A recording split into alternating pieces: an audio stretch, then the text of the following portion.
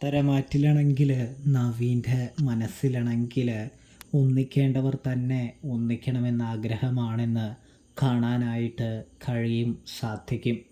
അതായത് വേറെ ഒന്നുമല്ല, നമ്മുടെ അനിയെയും നന്ദുവിനെയും ഒന്നിപ്പിക്കുക തന്നെയാണ് നവീൻ്റെ ആഗ്രഹമെന്ന് കാണാം.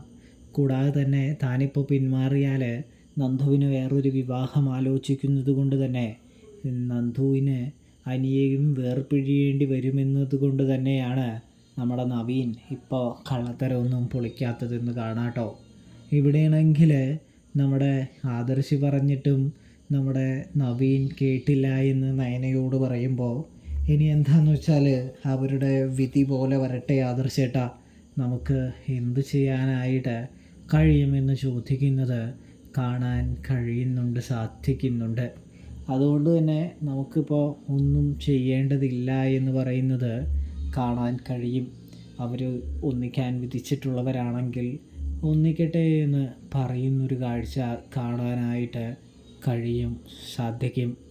കൂടാതെ നമുക്ക് കാണാൻ കഴിയുന്നത് എന്ന് പറഞ്ഞാൽ നമ്മുടെ അനിക്ക് നേരെ യുദ്ധത്തിന് നമ്മുടെ അച്ഛൻ വരികയാണ്.